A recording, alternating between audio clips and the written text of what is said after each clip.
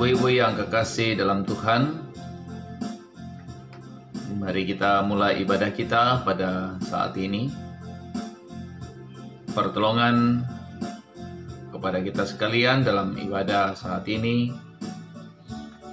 Jadi kiranya di dalam nama Allah Bapa, Anak, dan Roh Kudus, kasih karunia dan damai sejahtera dari Allah Tritunggal memimpin saudara-saudara di dalam ibadah ini. Amin. Kedua jemaat 2, suci, suci, suci.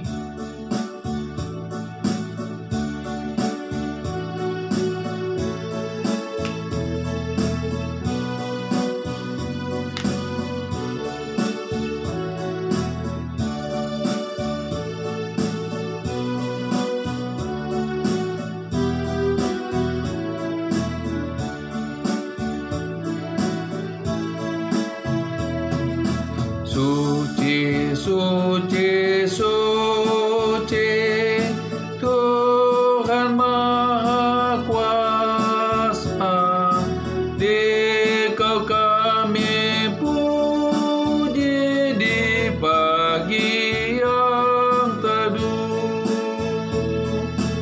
Suci, suci, suci, murah dan perkasa, Allah Tritunggal, agung namamu.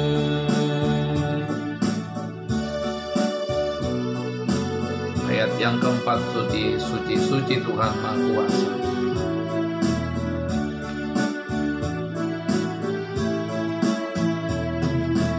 Suci, suci, suci, Tuhan Maha Kuasa, patut kau dipuji seluruh karyamu. Suci, suci, suci, murah dan perkasa, Allah Tritunggal, agung namamu.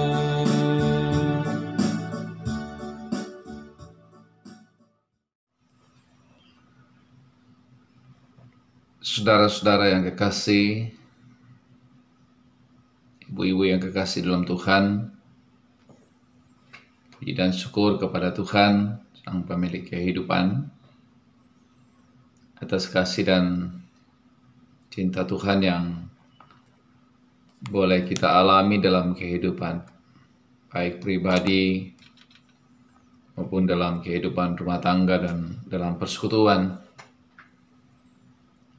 Kita bersyukur kita masih ada, dan tentu saya berharap kita semua berada dalam keadaan sehat dan menikmati sukacita dari Tuhan. Pembacaan kita pada perenungan pada hari ini dari kitab Matius pasal 15 ayat 1 sampai ayat yang ke-20. Sebelum kita membaca dan merenungkan, mari berdoa. Ungkapan syukur dan terima kasih ya Tuhan, kami persembahkan kepadamu pada sore hari ini atas kasih dan atas cintamu yang boleh kami alami dan kami rasakan dalam hidup dan kehidupan kami. Kami boleh ada karena anugerah dan karena cinta Tuhan, dan kami mau mengucap syukur atas segala yang boleh kami alami. Kami akan mendengarkan kebenaran firman-Mu ya Tuhan. Roh Kudus tuntun kami semuanya, sehingga kebenaran firman-Mu menjadi kekuatan bagi kami menjalani hidup ini. Bersabdalah ya Tuhan, sebab sesungguhnya kami siap sedia mendengarkan kebenaran firman-Mu. Di dalam Kristus Tuhan kami berdoa. Haleluya. Amin.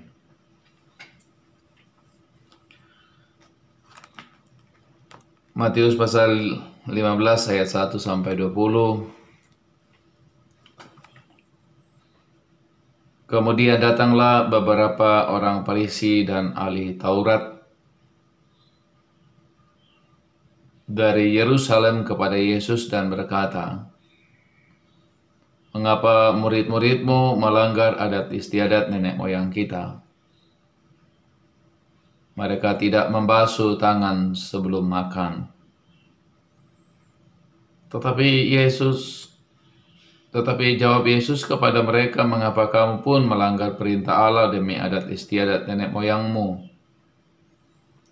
Sebab Allah berfirman, hormatilah ayahmu dan ibumu, dan lagi siapa yang mengutuki ayahnya atau ibunya pasti dihukum.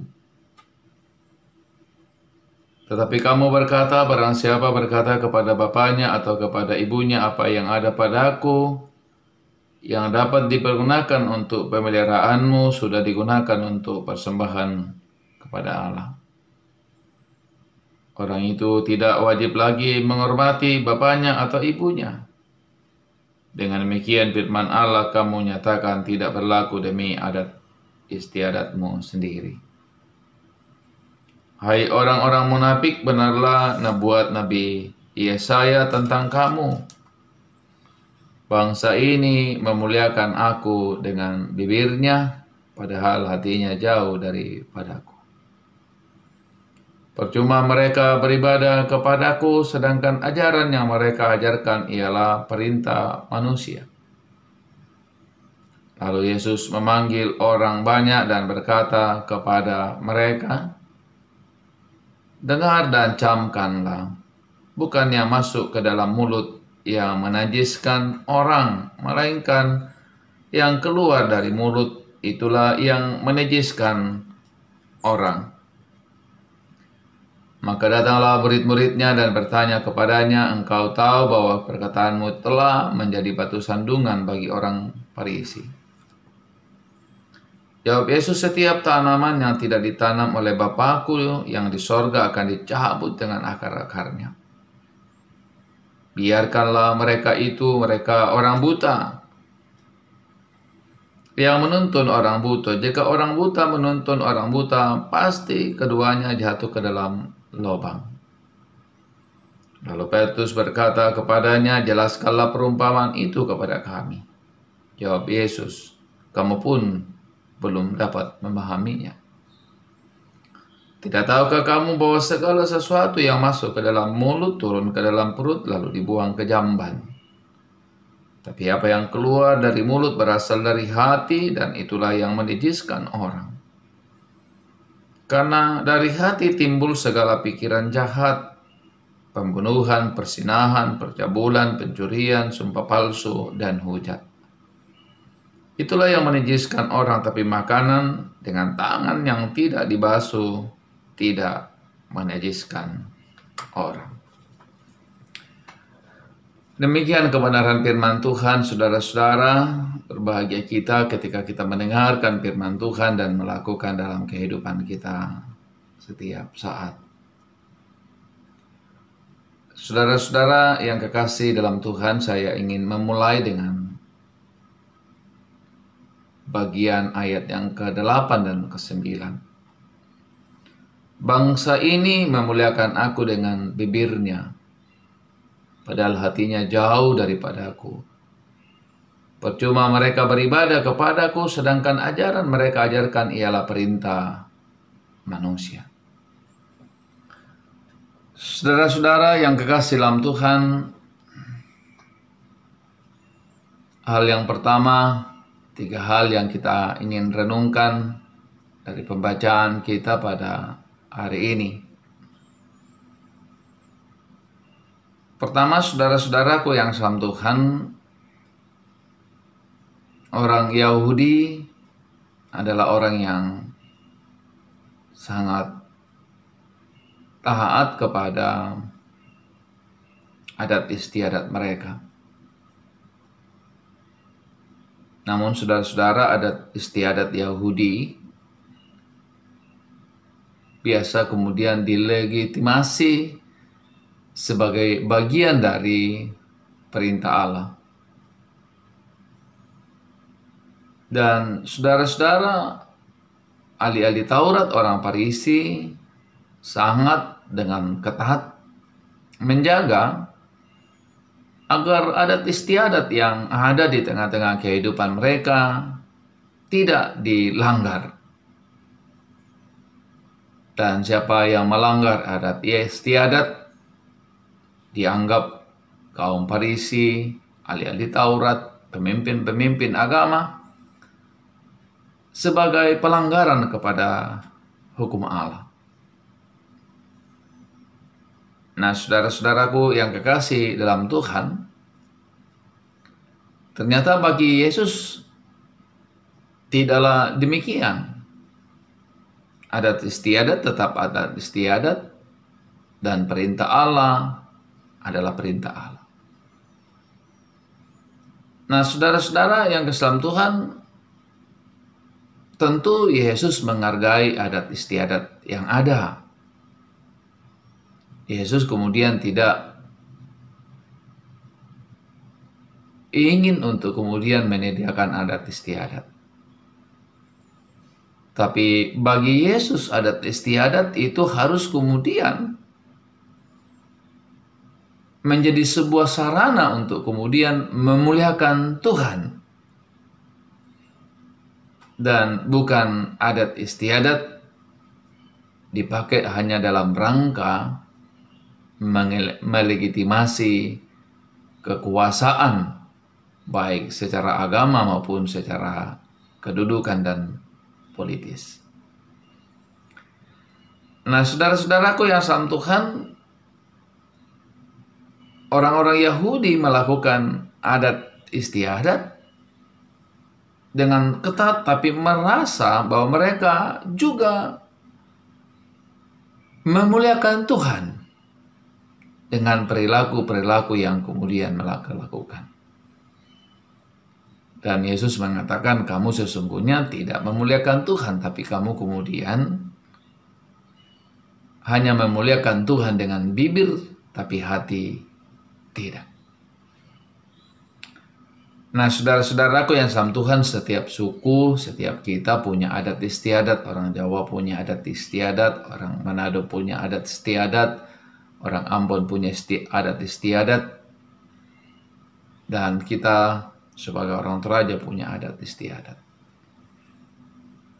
Nah, saudara-saudaraku yang salam Tuhan, tentu banyak sekali adat istiadat khususnya untuk orang Toraja. Nah, salah satu hal yang kemudian sangat bagus untuk kemudian kita refleksikan adalah kalau pulang kampung, pulang ke Toraja, dan di Toraja berkali-kali saya mengatakan itu, kalau ada rambu solo atau kegiatan orang mati, umpal-umpuni batang rabuk, saya tidak akan menggunakan kata pesta. Nah, saudara-saudara, di kegiatan itu ada yang disebut dengan lakian dan ada yang disebut dengan penerimaan tamu. Itu selalu berhadapan. Lakian adalah tanda kita menghormati orang Toraja, menghormati orang tuanya. Dan dibuatkanlah tempat yang kalau orang kaya begitu indah, luar biasa, tinggi luar biasa. Dan berhadapan ada yang namanya ruangan tamu yang juga ditata dengan luar biasa, indah dan rapinya, dalam rangka menghargai tetamu atau tamu-tamu yang datang dalam rangka kegiatan rambu solo itu. Namun saudara-saudaraku yang salam Tuhan, sering kemudian kita tidak memperhatikan di mana firman Tuhan disampaikan. Biasa kita tanya, atau ketika mau pimpin ibadah disuruh Pak Pendeta cari saja tempat. Kita bisa kehujanan, bisa kemudian kena panas karena tidak ada tempat untuk kemudian menyampaikan firman Tuhan.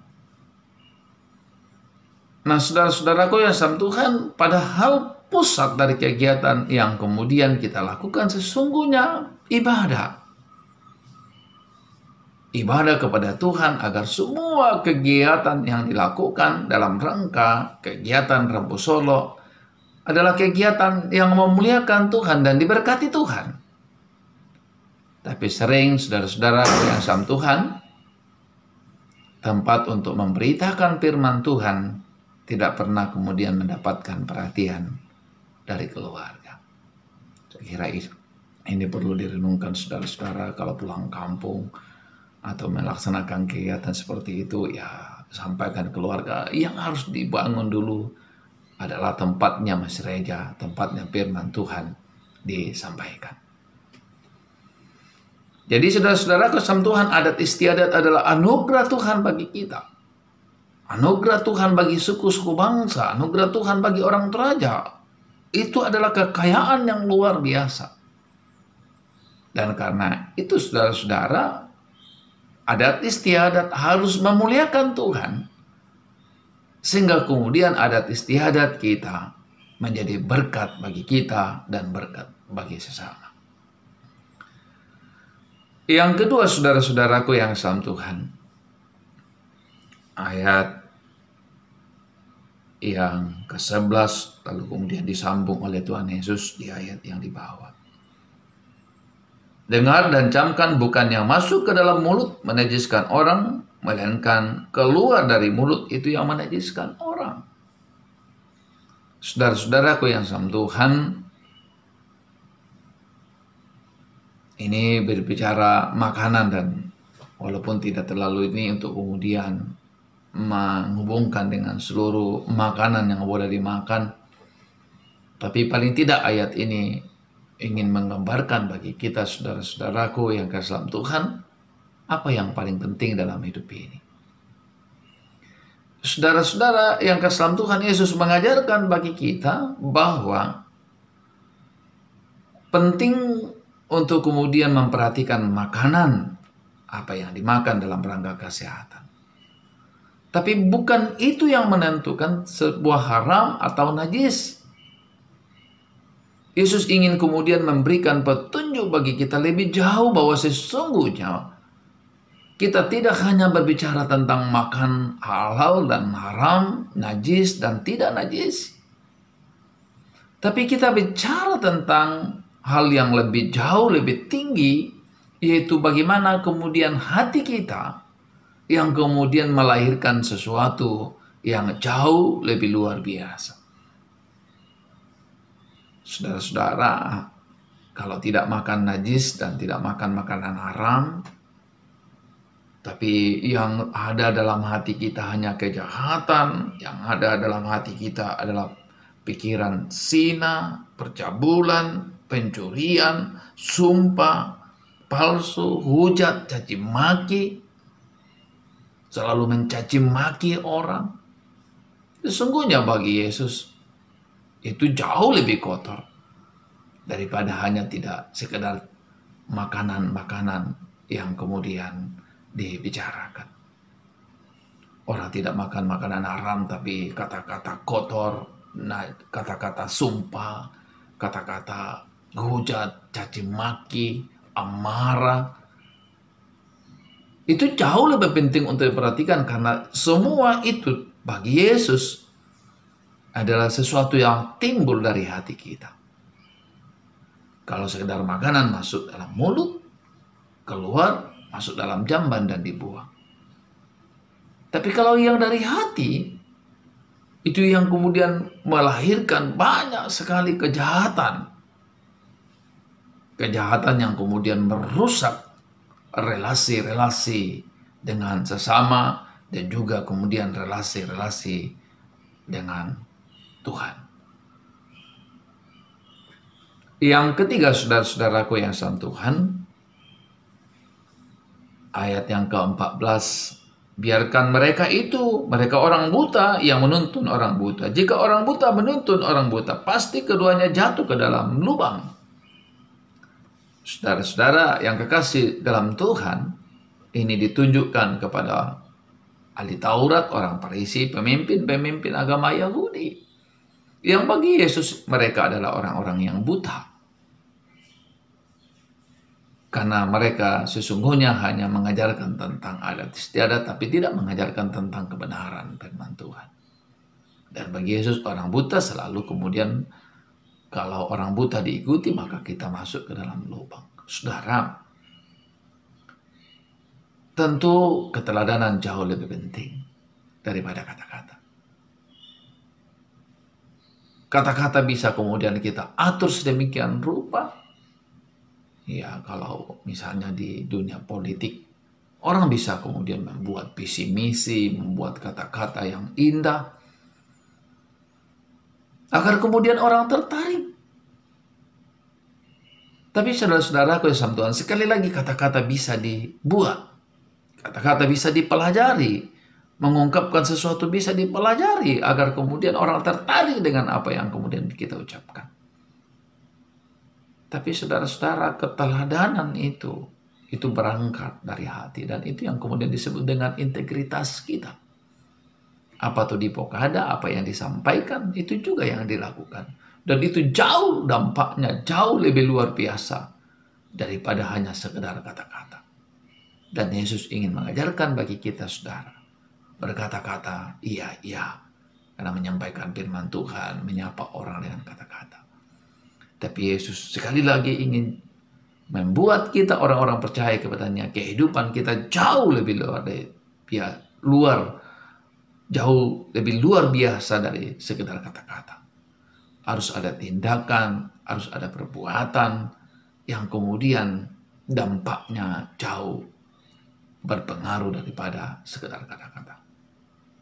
Saudaraku yang sama Tuhan, dan karena itu mari jalani kehidupan ibu-ibu sekalian, kehidupan kita sekalian dengan ajaran-ajaran Yesus yang sungguh luar biasa, dapat mengubah kita dan mengubah kehidupan orang lain, mengubah dunia.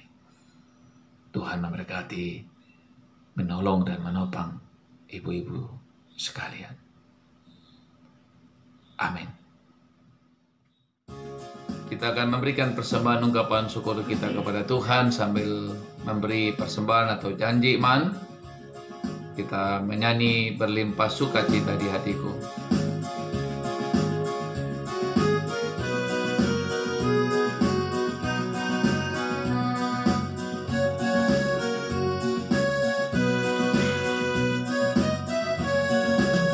Berlimpah sukacita di hatiku, di hatiku, di hatiku. Berlimpah sukacita di hatiku, tetap di hatiku. Aku bersyukur, bersukacita, kasih Tuhan diam di dalamku. Aku bersyukur, bersukacita, kasih Tuhan diam di dalamku. Ayat yang ketiga. Berlimpah kasih Yesus di hatiku, di hatiku, di hatiku. Berlimpah kasih Yesus di hatiku, tetap di hatiku. Aku bersyukur, bersukacita, kasih Tuhan diam di dalamku. Aku bersyukur, bersukacita, kasih Tuhan diam di dalamku. Ibu-ibu yang kekasih dalam Tuhan, mari kita naikkan doa syafaat kita. Mari berdoa. Ungkapan syukur dan terima kasih ya Tuhan kami persembahkan kepadamu pada saat ini, karena Tuhan mengizinkan kami untuk menikmati persekutuan melalui ibadah virtual bersama-sama dengan PWGT Jemaat Surabaya. Kami bersyukur kami boleh menaikkan puji-pujian, doa-doa, bahkan mempersembahkan kehidupan kami dan mendengarkan kebenaran firman-Mu. Roh Kudus tuntun kami semuanya, sehingga semua yang kami lakukan semata-mata tujuannya untuk hormat dan kemuliaan bagi Tuhan, dan biarlah semua juga mendatangkan sukacita bagi hidup kami, karena Engkaulah sumber sukacita itu.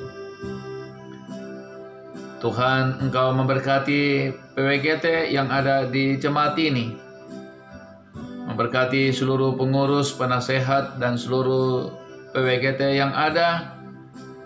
Kasih dan cinta Tuhan berlimpah bagi kehidupan, sehingga semua boleh menikmati kehidupan dalam persekutuan yang indah, dan Tuhan yang dimuliakan dalam persekutuan kami. Kami berdoa ya Tuhan, bagi pribadi-pribadi, bagi keluarga-keluarga kami, Tuhan kiranya memberkati, sehingga kami boleh tetap kuat dalam menjalani kehidupan ini, dan dalam rumah tangga kami selalu ada sukacita, selalu ada ketenangan, selalu ada kedamaian, dan Tuhan dimuliakan. Memberkati orang-orang tua kami yang ada di jemaat ini, sehingga mereka tetap kuat dalam menjalani, menikmati kehidupan ini. Kami berdoa ya Tuhan bagi anak-anak kami berdoa bagi cucu-cucu kekasih kami dimanapun mereka berada, baik dalam pertumbuhan, dalam pendidikan, dalam pekerjaan, dalam rumah tangga mereka. Tuhan kiranya memberkati mereka semuanya. Kasih dan cinta Tuhan berlimpah bagi mereka, sehingga mereka senantiasa mengucap syukur segala yang boleh Tuhan nyatakan bagi kehidupan mereka. Bapa di surga, teruslah Tuhan menopang bangsa dan negara kami dalam menghadapi pandemi virus corona, sehingga kami boleh melalui dalam anugerah dan dalam cinta Tuhan. Kau memberkati dokter dan para medis, satgas yang ada, peneliti-peneliti, ahli yang sementara meneliti, Tuhan kiranya memberkati. Bahkan relawan-relawan, Tuhan kiranya memberkati. Kami percaya kasih sayang Tuhan berlimpah bagi kehidupan kami. Kami berdoa ya Tuhan bagi persembahan yang kami berikan, biarlah kiranya Tuhan memberkati persembahan ini, sehingga dapat dipergunakan dengan baik dalam pelayanan Tuhan. Dan biarlah apapun yang kami miliki, kami sadari adalah anugerah Tuhan bagi kami. Terima kasih Bapa di sorga. Ini doa permohonan kami, ini syukur kami. Di dalam Kristus Tuhan kami berdoa. Haleluya, haleluya. Amin. Demikian ibadah kita. Ibu-ibu yang kekasih dalam Tuhan dari Pastori, kami tetap berharap bahwa kita terus menjalani kehidupan ini dalam anugerah, dalam kasih, dan dalam cinta Tuhan. Tetap jaga kesehatan, sehingga kita boleh melalui pandemi ini, dan kita berharap dan berdoa bahwa kita dalam izin Tuhan akan berjumpa di gedung gereja, di Jemaat Surabaya, waktu-waktu yang akan datang, dan kita berharap bahwa semua karena cinta dan semua karena kasih sayang Tuhan bagi kita. Demikian, salam sehat bagi kita. Amin.